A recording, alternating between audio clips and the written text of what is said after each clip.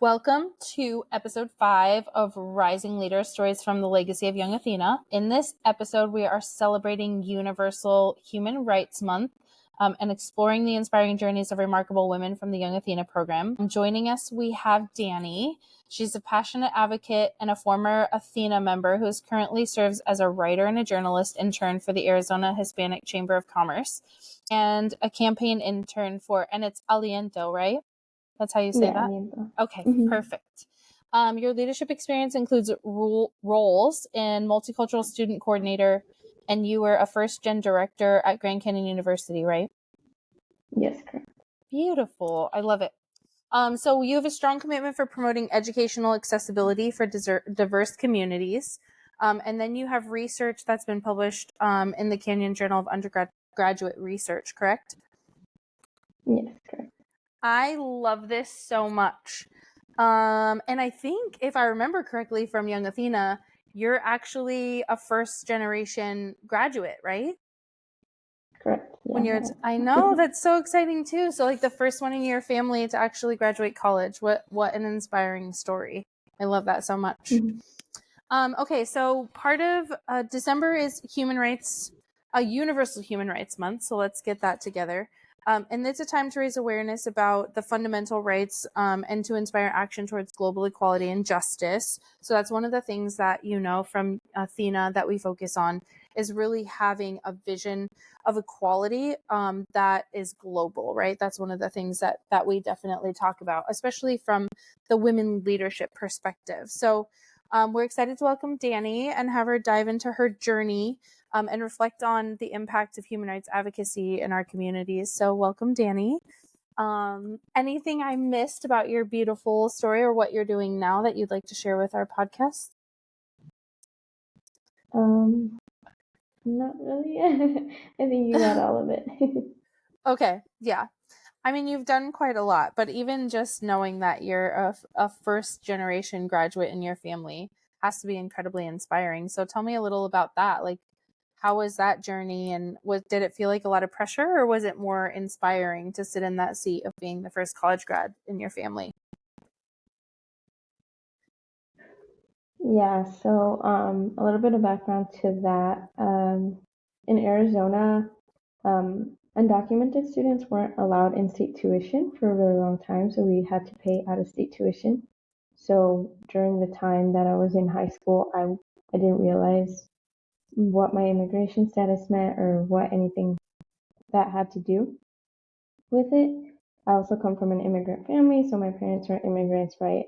I'm the eldest daughter, so that comes with a lot of pressure and just kind of like figuring it all out on my own. And then when I first tried applying to college, there's all these barriers, right? And that's when I really started advocating for my community and for myself. It was because no one else was doing it for me, so I had to speak up about it. So that's where I started. And we really didn't get any movement until 2022 when we finally got it like Prop 308 on the ballot. And that's when we got finally in-state tuition for Dreamers, is what we call it. For me, that was a huge milestone because there's 2,000 of us that graduate high schools every year, right? And of those 2,000, only 4% like get a college degree, and then only 1% get a master's degree or higher. So becoming part of the 4% for me was a huge accomplishment. And then just walking across that stage at commencement, stoling my parents, I gave them my little souls. And a lot of it had a lot of meaning to me. I cried a lot during graduation because there was every obstacle against me from the beginning, and through the grace of God and a lot of blessings that came my way, I'm able to graduate finally and help other people do the same thing. So yeah. Yeah, and that's kind of a breathtaking number. So out of, on average, 2,000 graduate every year, and only 4% of them are able to obtain a college degree, right? That's right. And so as the laws changed, or like that went out for vote on the ballot, have you noticed an increase, or is there any statistics on an increase on whether that has helped some now make it more accessible, or would you say that's probably going to remain the same? There's a lot with that, right? With the metrics, the biggest issue when it comes to stuff like this is now you have it on the ballot, by it passed, Arizona voters passed it. Now the issue is implementation and getting the word out. So a lot of people still aren't aware that this exists or that even college is a possibility despite your status.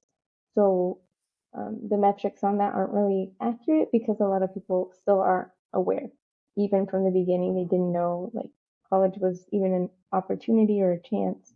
So now it's just spreading the word, and that's some of the work I've done with Aliento in the past and what I continue to do now on my own. Oh, I love that. Talk to me a little about Aliento and like what their mission is. So aliento directly translates to breath, but when you give someone aliento, you're giving them words of encouragement. Okay. So for me, aliento, I started working with them since I was 17. So back in, I believe, 2019, I started working with them 2020. I became a fellow for them in 2020 in the fall, and then have become like an intern in various capacities with them. But they do a lot of work with immigrant families, mixed status families, and what we mean by that is families like mine where the parents may be undocumented, and then you have the siblings who are U.S. citizens.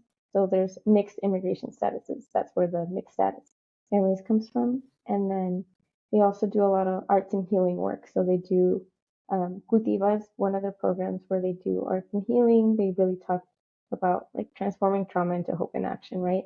They have Mm-hmm. leadership where this is where the fellowship comes in, where they like train us and kind of help develop our leadership skills. So we're the ones talking to legislators about how we can like create change on topics such as these.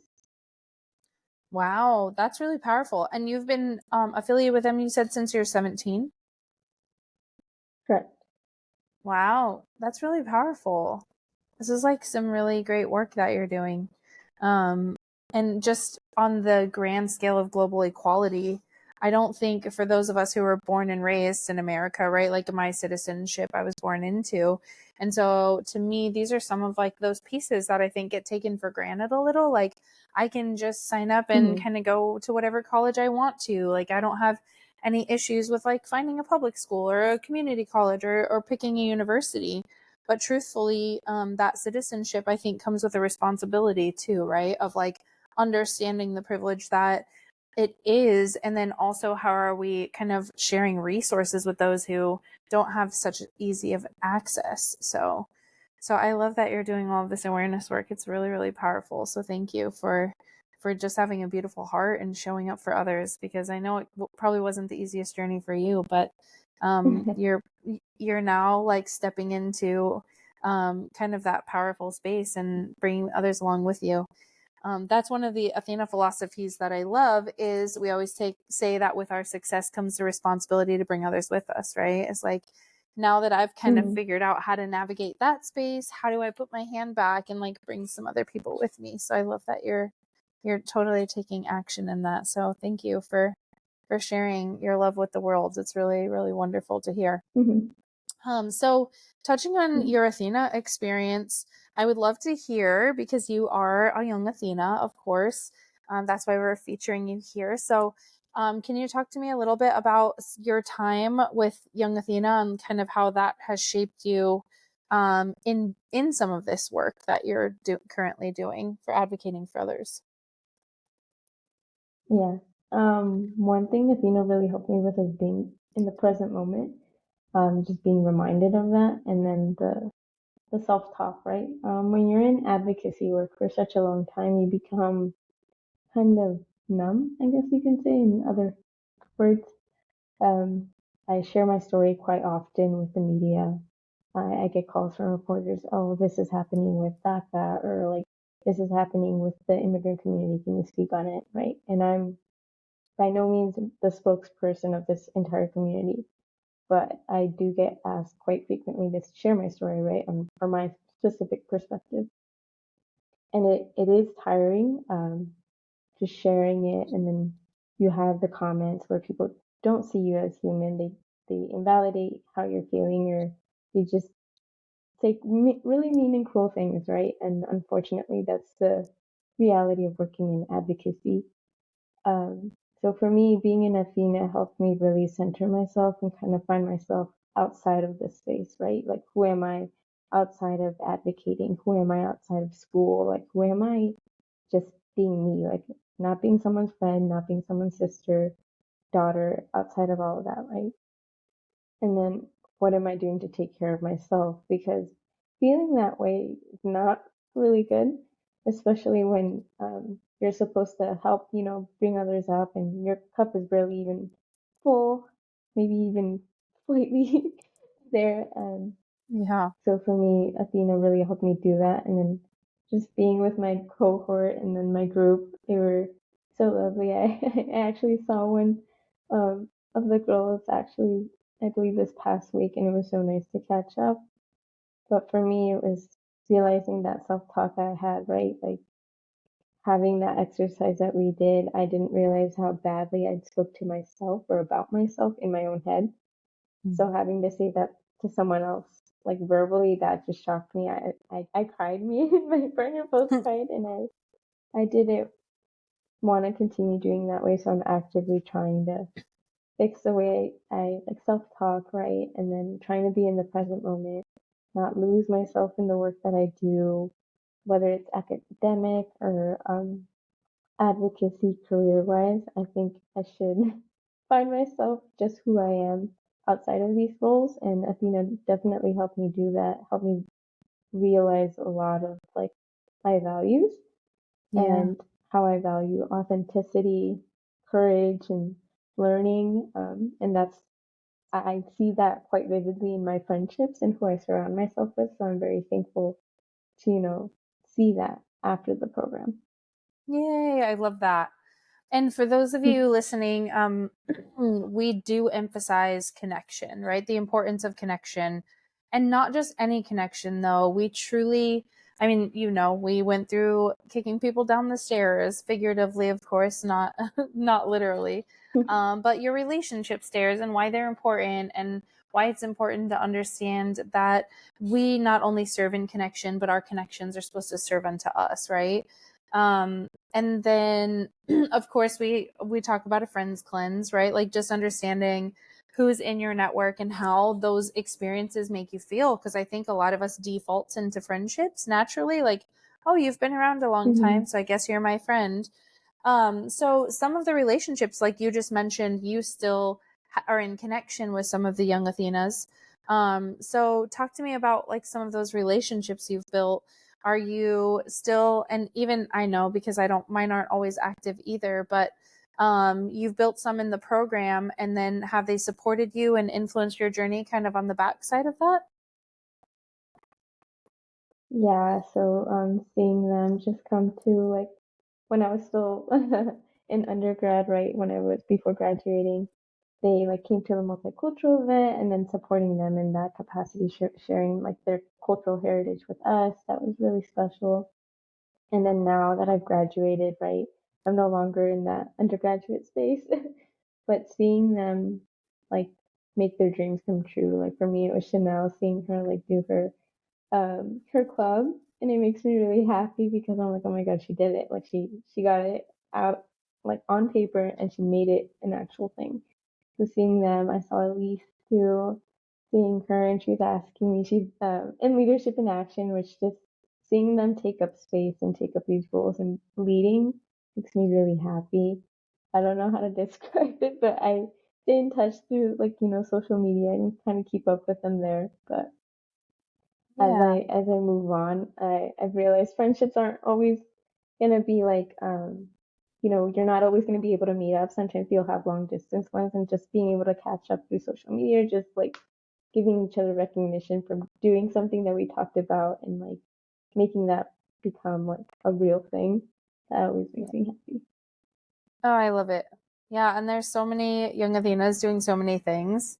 And it's like the amount Hmm. of just unapologetic, like love for each other, first of all, but then also just like the unlocked drive of this is it. Like I understand that this is my calling and I'm going to step fully into it. And even though, especially as women, sometimes it's exhausting, I think just knowing that you have a bunch of hype girls out here, like we got you in case you need to be held because you're tired, or in case you need, somebody to hype you up because you're having a rough day. Like, I think a lot of us are doing work right now that's so meaningful, but it's so tiring all at the same time, right? Like, I'm sure you've experienced being in advocacy, and I think human rights is so I think human rights kind of took a back seat for a while, and then COVID kind of like rebore all of it when we all started realizing, like, hey, we're all human at the end of the day. We were all scared for our families. We were all like, there was so many emotions, I think, that came up during COVID, and realizing that we all have that human element to ourselves, and that we need to start paying attention to all of us equally, because we were all at the same risk, right? Like, from a human perspective. So I'm sure you get a little sleepy in that like advocacy space for human rights and just even global equality. Like, that's an undertaking that is, seems like miles up the side of one hill, and it's like, okay, I'm just going to take it one day at a time. So I'm sure having your Young Athena hype girls out there on social media is probably pretty helpful.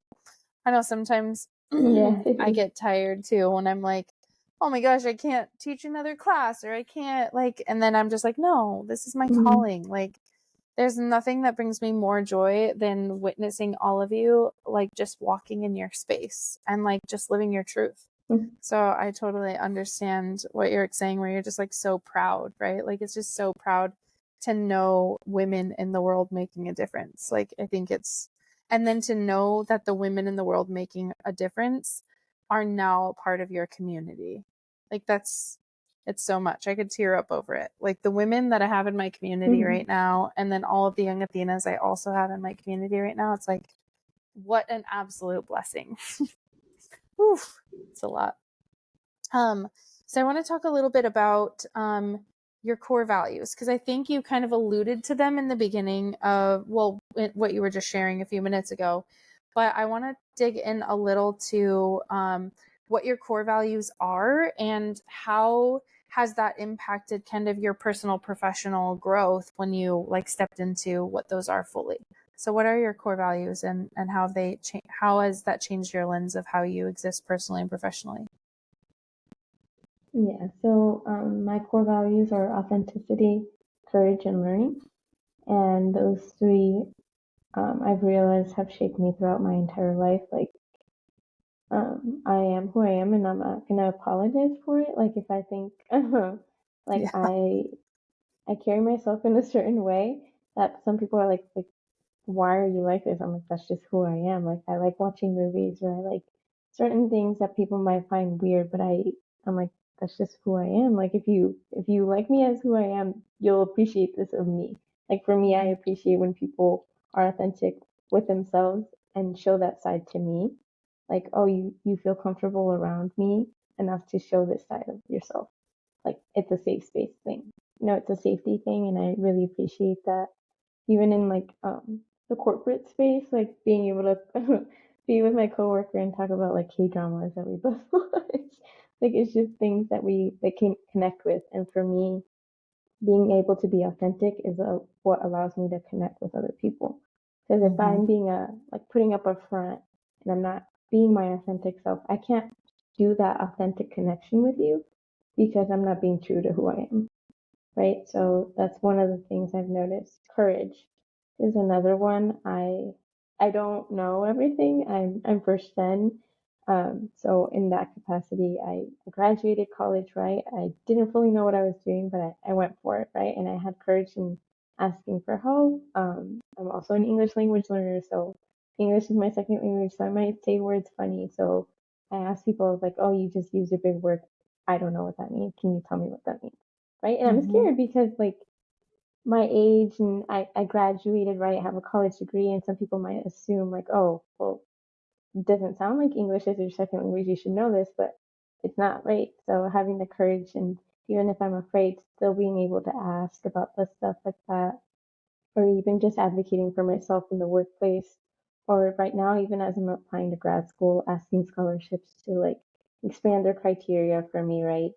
Or like asking them, hey, like, I don't know what you mean by this. Can you clarify in an email, right? It's scary because they can reject you and you can be rejected quite often, actually. So for me, it's scary, but I do it fully knowing that, right?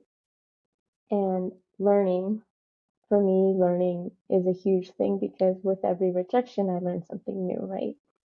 So in every capacity, every role I've taken up, even with working with hospice patients, I've learned something and I've carried it with me. Um, Working with students, my students that are now in college, I helped get into college, they all taught me something and their lessons I hold dearly in my heart and actually changed the course of what I graduated in, right? Because I started as mechanical engineering and my students, they learned a lot from me, but I feel like I learned more from them. And those lessons, being able to learn from them, being open to learning from whoever, whether they're younger or older than you, I think is very important. And I feel like people should be open minded to that because some people just feel like because they have a degree or something that they know more or they know better.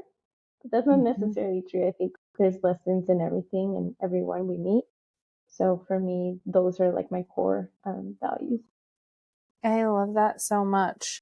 And I think they probably all feed each other, right? So authenticity, embracing who you are, Mm-hmm. right? And understanding that you kind of struggled in that equality space just as a child. I mean, English second language.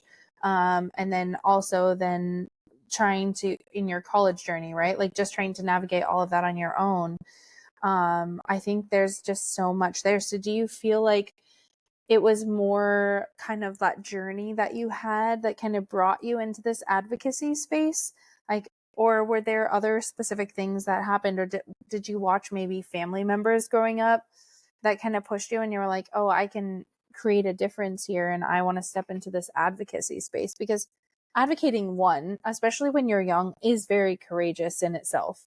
So I almost love that your core value is courage, because if it was like something that was a little softer, it might be even harder for you. But it's like, it's almost like you Mm-hmm. gathered all these nuggets your whole life. And then all of a sudden you're like, no, this is what I'm doing.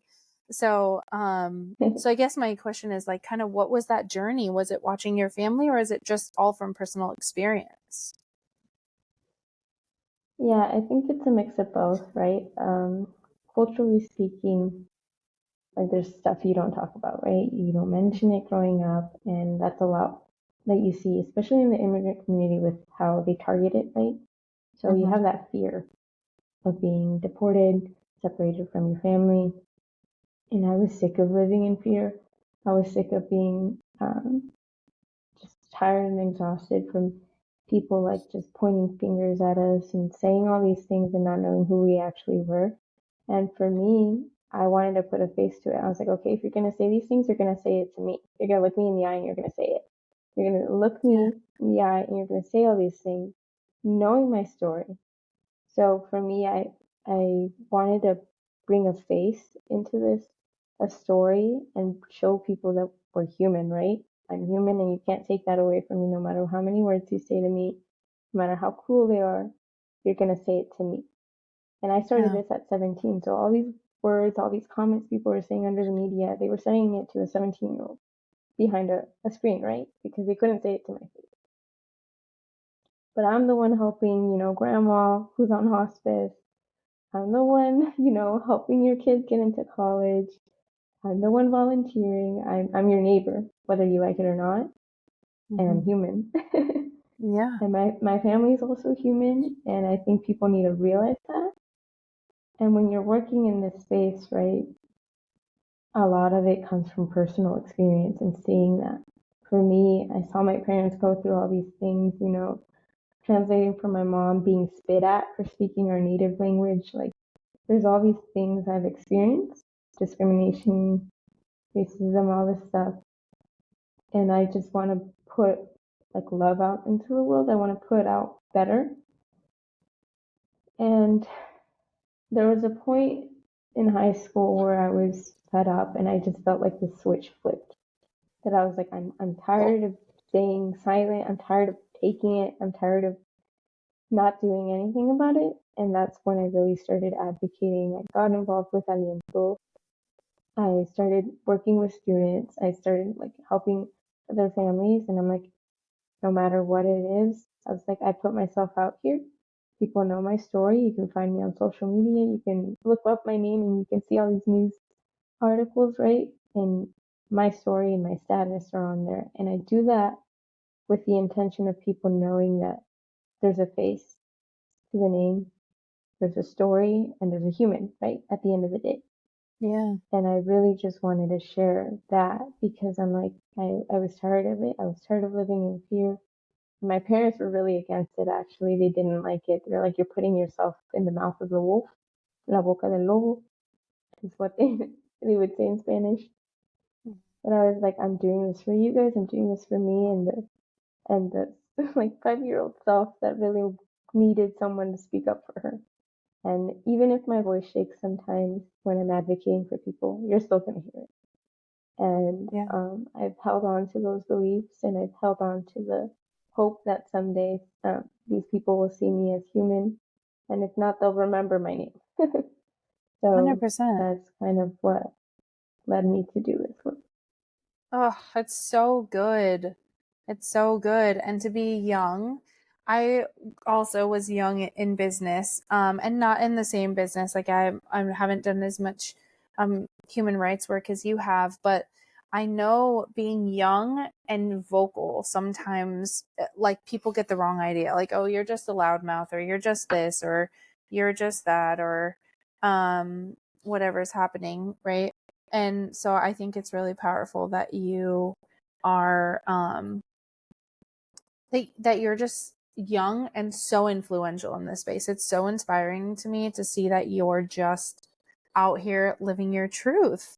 So on the theme of authenticity too, um authenticity is not something that's truly embraced in corporate jobs, right? So like in your internships, in your professional spaces, now probably more in the advocacy side, right? Because your story is what you advocate for, right? So I think authenticity is required there, but you've also had quite a few professional experiences. So has that level of authenticity kind of turned some people away or like had negative experiences?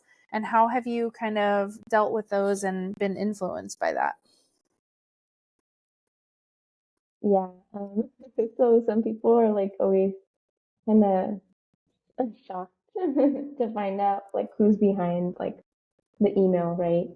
I always say I give tall people energy because people meet me and they're like, oh, and they see how short I actually am, and That's I'm so like, funny. oh, sorry. I love Yeah. that. So there's that. I also have been told that I am kind of like firm in the way I speak in like corporate lingo, right? Very firm, assertive, and for a woman, that's not seen as like the most inviting, right? So they tend to have us like do exclamation marks and kind of like throw in something in there to make it seem more friendly.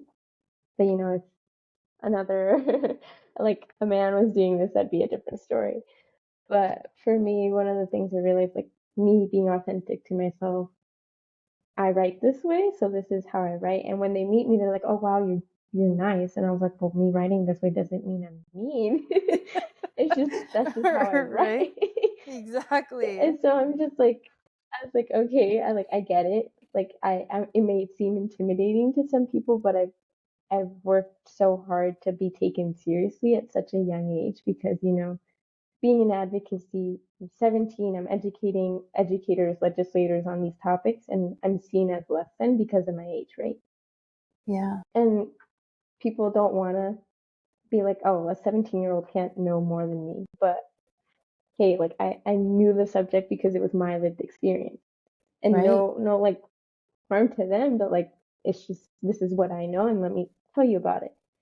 But for me, just seeing that authenticity come out is always funny because people are like, "Oh wow, you're like such so kind, you're so this," and I was like, "Well, what gave you the impression I wasn't?" And they're like, "Oh well, you're so formal in the way you write," and I was like, "Well, that's how I was like, that's how I was taught, like in like my classes and everything. So that's how I typically write." And people always kind of like make fun of me for that. And then even in other spaces, like once they meet me, they're like, "Oh my God, you're like so fun to be around. I feel safe with you." Like I even see that in my patient, like being authentic to who I am, just like shifting between languages, and they're okay with that, you know? Some people Yeah. would take offense to that, others are like, why are you doing that? But it happens naturally, right? I code switched. So some people don't like it, and I'm just not going to be their cup of tea, and that's okay. I've had experiences where people just did not like me, and that's okay. I'm not everyone's cup of tea, like I said. No matter how hard you're, like, I try, even if I don't want to try to have you like me, like, this is who I am. Mm-hmm. But those people aren't gonna like me, so I'm not gonna fight to have them like me. I'm okay with that. I'm okay with not knowing that I'm not everyone's cup of tea.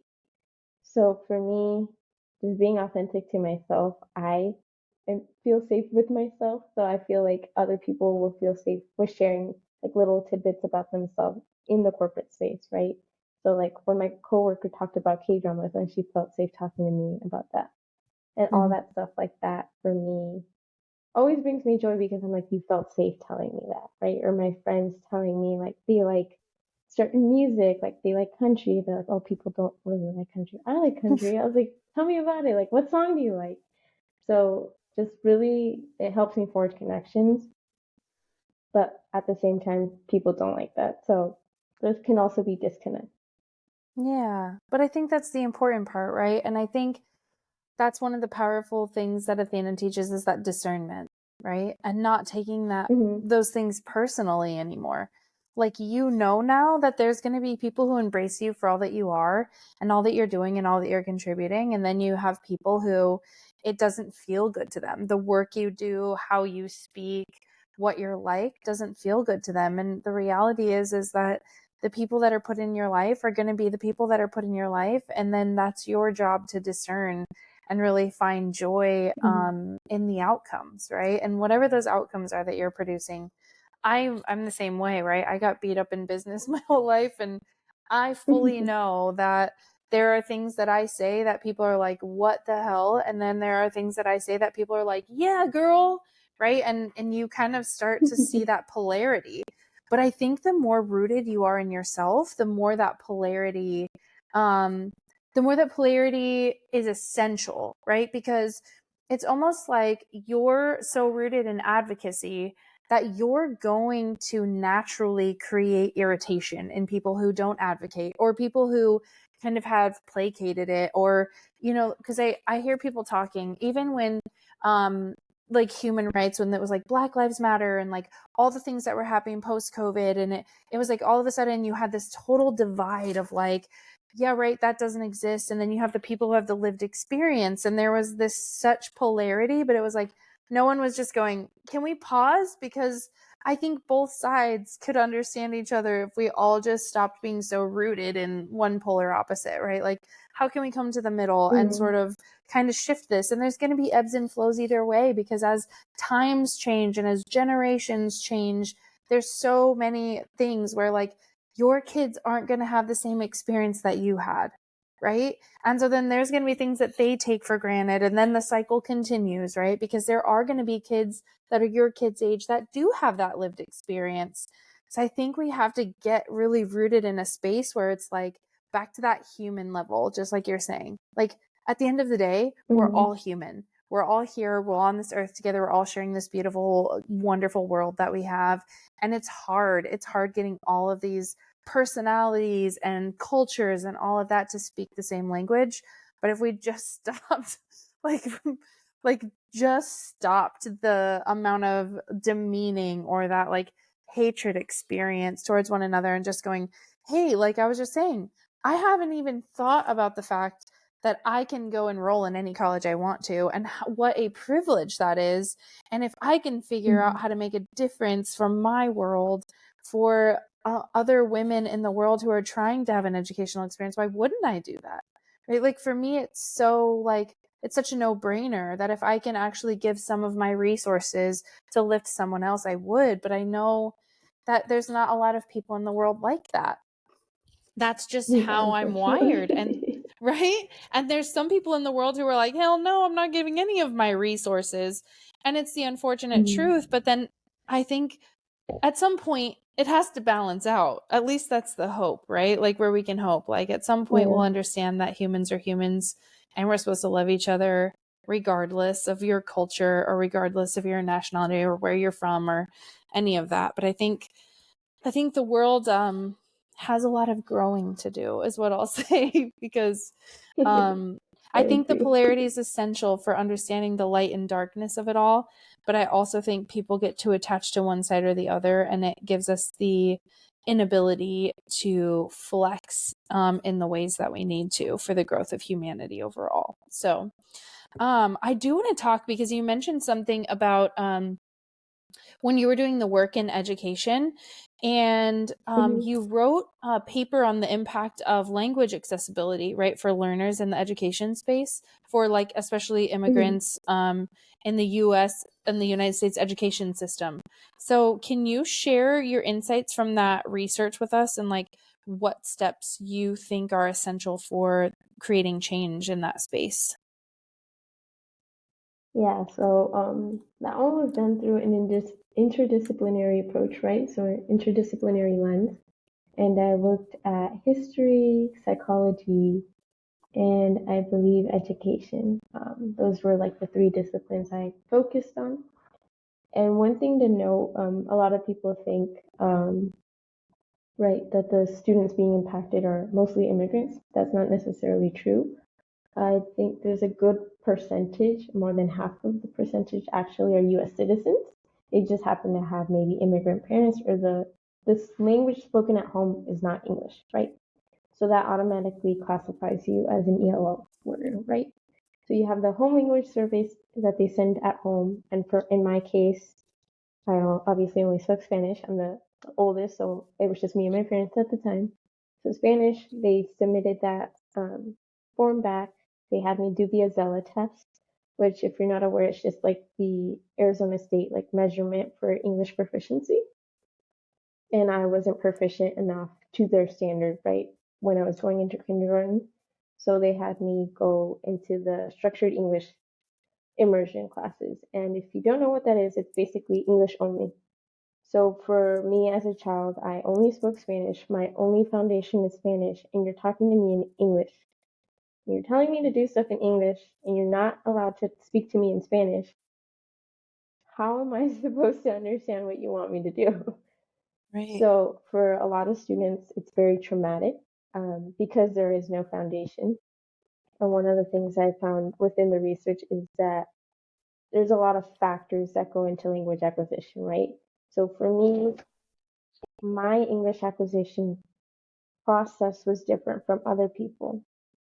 I had the benefit of having this public library right down the street from my house, actually. And I grew up in this public library that I'm in right now. I um, love so my it. dad would always take me, come here, I'd read. Everything's been the same since. I read books because that's how I was like, okay, one thing I'm going to be able to do is learn English, and I'm going to figure out how to do it because it was impacting my grades, right? I couldn't do a lot of things because I didn't know English, and I couldn't make friends because no one spoke English or Spanish. It was a predominantly white institution that I went to, and it was like me and maybe one other kid that spoke Spanish. So I didn't really have a lot of friends. And for a child, that development, especially that stage of development, is crucial because you have those cognitive skills, right? Those social and emotional skills, and if they're not fully developed, can hinder your development down the road. So a lot of the research that I found was that no one specific language model, specifically the one enforced here in the state of Arizona, is like the best, right? The research shows that none of them, there's no one that's like perfect or that does better statistically. It's all a matter of like what like factors are affecting these students. Like I said, I had my dad bring me to the library. Not everyone has a library down the street, right, that they can have access to. Or not all of them have like active parents, that can come home from work and take you to the library. Maybe they were working all day and got home, slept, maybe fed you, then went and did the same thing the next day. There's also various roles like, is the teacher friendly? Is the teacher maybe doing extra steps? I know someone that their teacher actually took classes in Spanish to teach her after school English by using Spanish, right? Yeah. My kindergarten teacher was very friendly. And one thing about kids, were very responsive to body language. Body language is universal. It was Paul Ekman's theory of languages, where he shows that there's like five emotions that are universal. And for me, seeing her openness, seeing her kindness on her face and on her body language allowed me to like be more myself as a child in that space. And I was able to grow. But my first grade teacher, I don't remember her name. I don't remember anything about her except for the one time she ripped the paper out from in front of me, and I just felt like she was yelling at me. Her arms were crossed. I didn't know what I did, but when I looked over to my like classmate, his eyes were like wide. Like I had obviously done something wrong, but I didn't know. I can't, like, I didn't know the instructions you were telling me because they're in English. So how am I supposed to know them if I only speak Spanish, right? So Right. it's very traumatizing for children, and a lot of the research that I've found is that there is no one model that can like help with language acquisition that's like scientifically proven, right? But there are factors within certain models that can help with the English acquisition process. And that's like, incorporating cultural values into it. Like Spanish isn't the only language other students speak, right? There can be other languages. What language are you teaching them? Where is this based and where is this coming from? The first English only proposition that I found was the Indian boarding schools, right? And that's why we have Indian School Road here in Arizona. And the language is exact. It's like copy and paste from like years ago. And for me, just seeing that, I was like, okay, you're saying this. And the arguments for having English only are exactly the same from years ago when they used them in Indian boarding schools. And I'm like, do we not see an issue here? And a lot of these propositions now are just echoes from the past. So it's just a matter of, now that we know better, we should do better, right? So Right.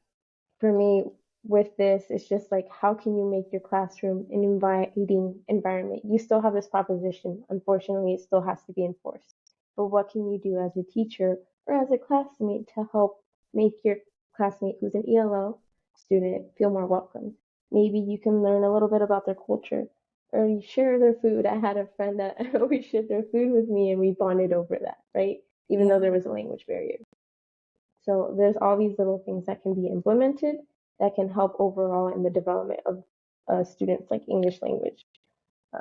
But there's a lot of research that I went into, and I'm way over the word count when I published that, but it was very eye-opening Yeah. and also frustrating at the same time, given that I went through that and that some students are still going through that. So, yeah. Yeah. No, this is so powerful too, because I think one of the things where I feel like a lot of education systems are lacking is that cultural competence piece.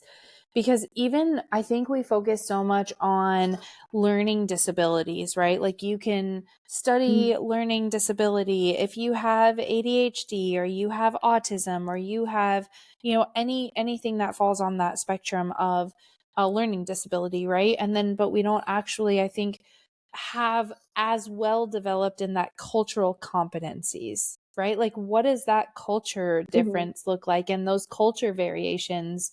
One of my best friends growing up moved to America from Hong Kong. And it's so funny that you said the food thing, because she wasn't really great at speaking English and I obviously didn't speak Mandarin, right? So we had a gap there, but we always shared, she always wanted like my crackers and peanut butter, and like she would bring me seaweed from home and we would share food. And I think that even understanding as a parent, right? As a parent of like I'm a single mom of four and my kids go to public school, right? Just educating them on being open to different cultures and how to embrace students. Because even if you have a teacher that's not so good at embracing the cultures, knowing that you have friends that you can be whole with, Mm-hmm. even if you don't say the words right. And even if it is just bonding over what's in your lunchbox, I think those help so much in that development piece, right?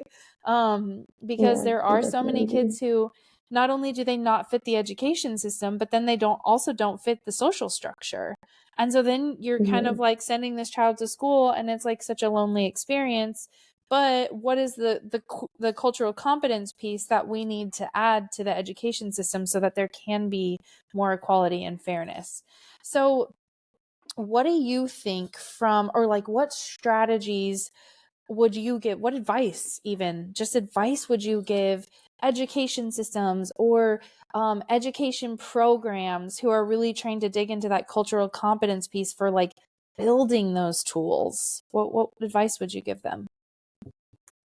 Yeah, for me personally, this comes from lived experience and from working with other educators as well. Because I actually met up with my fifth grade teacher actually to talk about these things not too long ago. Because he is the principal at an elementary school here, and he was asking like, I have like the biggest ELL population. Like, how do I work with these students? Like we're trying to get the scores up, and I was like, that's great. I was like, the system is not built for these students. No matter how hard you're going to try, the system is not built for them. Not only that, I was like, but the social structure here is also not built for them. So Yeah. you're fighting two battles, right? And what I told him was, you have to be aware of your own body language when working with these students. Does the student even feel safe to try or an attempt to try and spell out that word or sound out that word? Do they Mm-hmm. feel safe? Do they have some sort of like family support at home? Right? So, like talking about these things, like there's multiple factors that can affect a student's academic achievement. And for me, he was the first teacher ever to like push and like encourage me to the point where I felt like I had support at school and I exceeded in my NWEAs. Like they called me Miss Exceeds. Like I was Miss Mayor. Like I did all these things, but he believed in me. I was like, you might not be able to control the proposition still in like being enforced. You can advocate for getting it repealed and you can work to do that, right? But right now, as an active step, I was like, you can continue what you did back then. And that Yeah. is simply believing in that student. And it's funny that you mentioned that learning disabilities because that's what I compared ELO students to. Because if for both of these student populations, they are both unique, but they share similarities in how they struggle, right? You know, maybe that social aspect, those social skills. One is for a language barrier, other can be for that neurodivergent component, right? Mm-hmm. And one thing that I talk about in that manuscript is that if you actively seek out weaknesses, you will find them. 100%. So, if you do the opposite, if you actively seek out their strengths, you will also find them. Whether that student is on the spectrum or whether that student is just trying to learn English, if you find the strength, if they know a lot about cars, why not do vocabulary in English about cars? He knows it in Spanish. You can teach him it in English, and he's going to want to learn about it because it's about something he likes. Right. It's a lot with that students, right? You just have to make that connection, be authentic with the student, right? That's where the authenticity connection component comes in as a teacher, as a parent, as a classmate. What can you do to connect with this individual and help them out? Because if food is the thing you guys connect with, you can learn that one word in Mandarin and they can learn that one word in English, right? Right. And that's how you start building that vocabulary.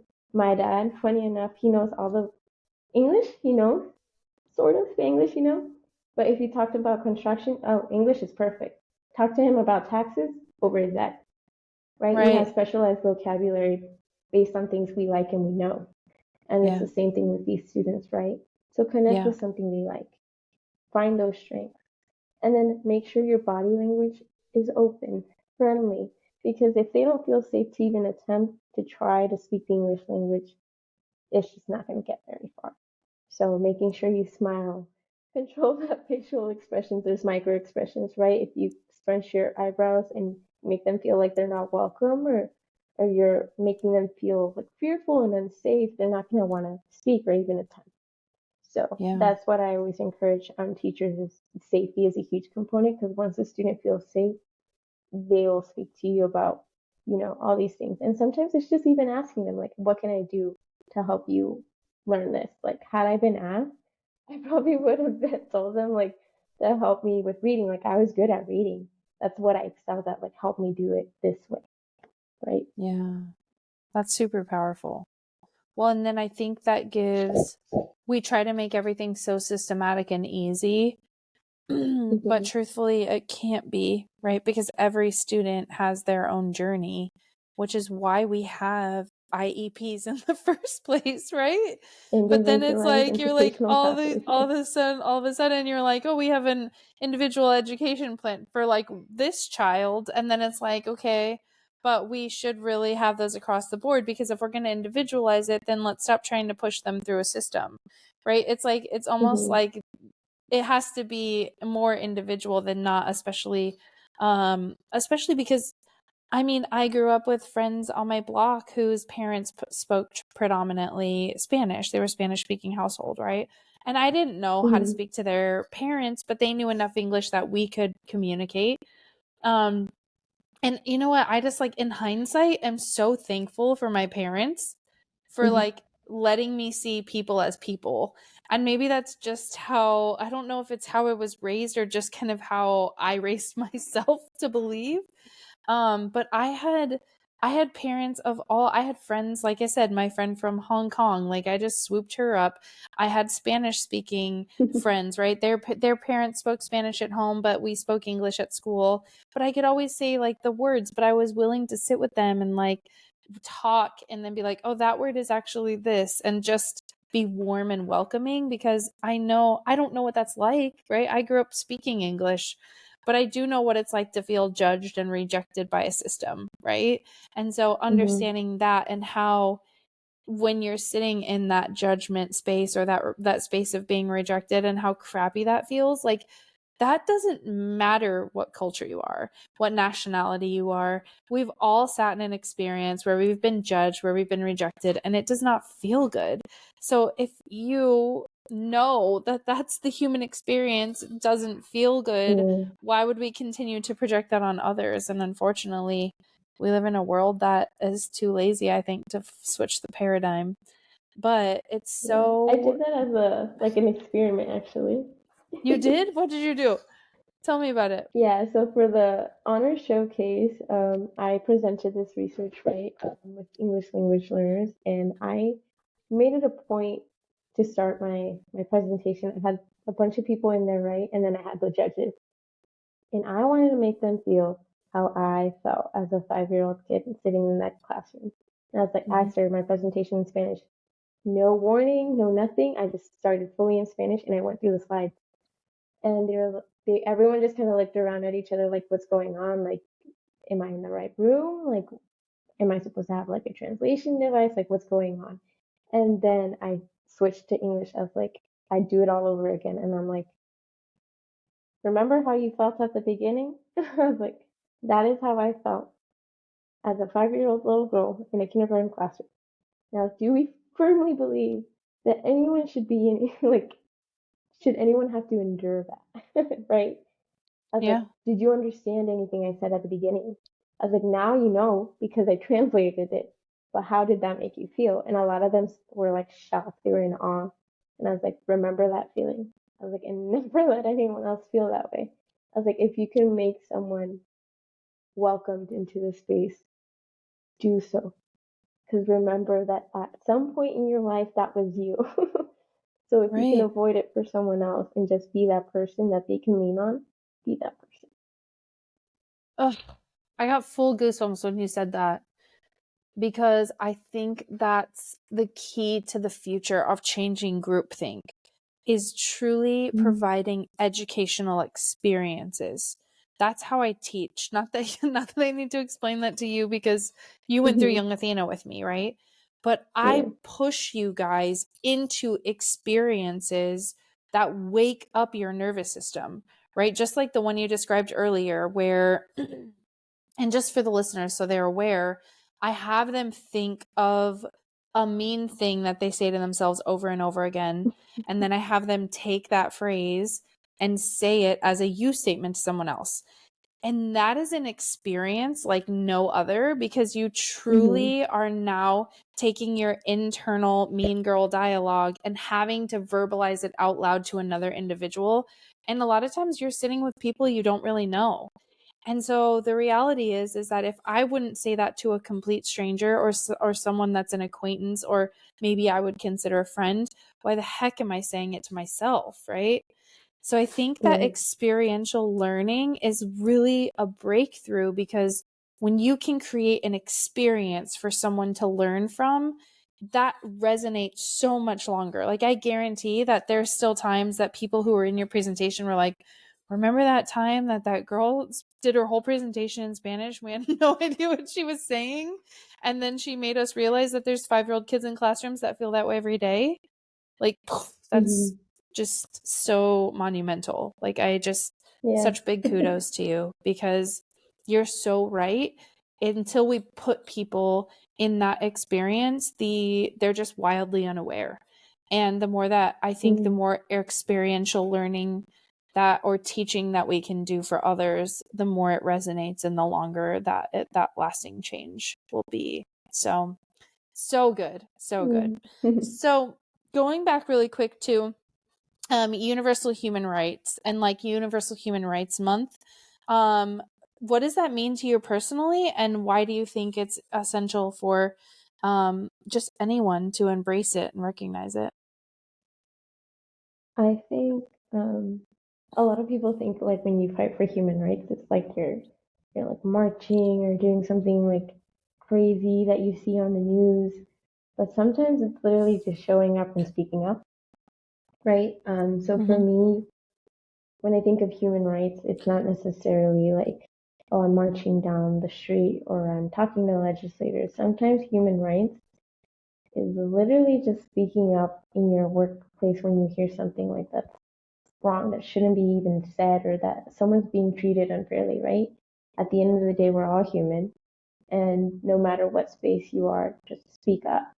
Because a lot of the, in the space of like nonprofits and advocacy, I always hear my existence is resistance. And I've never been a big fan of that personally, because honestly, people don't know you exist until you speak up. In my experience, like no one knew I existed, right? No one knew of this issue that I faced. No one knew anything about it. And maybe some people in other states have that privilege, right, to just exist, and that's the resistance because they're status friendlier, right, in terms of like policy. But for me, that's not necessarily the case. So what I always tell people in terms of like advocacy work is just take a space, lead, share your story. If you were, a woman that didn't want to be in business and now you are, and all the stuff that you encountered, share it. Because I can guarantee you there's another woman that's scared to even take the first step. For me, right? I was a student that didn't know I was going to get into college. I got into college. I graduated. I became part of the 4%. But now I'm taking up these roles and these spaces to share my story and advocate for the students that come after me. Because I don't want what I went through to be their story, right? I don't want to pass down the torch. Not that way. Right. I'd rather them take up space and lead. So for me, that's when I think of human rights. Like it doesn't have to be anything crazy. If you want to go for it, go for it. Like we need that big change. March. I was like, talk to those legislators. But if your first baby step is just, I don't know, maybe phone banking, or maybe it's just, volunteering, and then you're dipping your foot like in the water.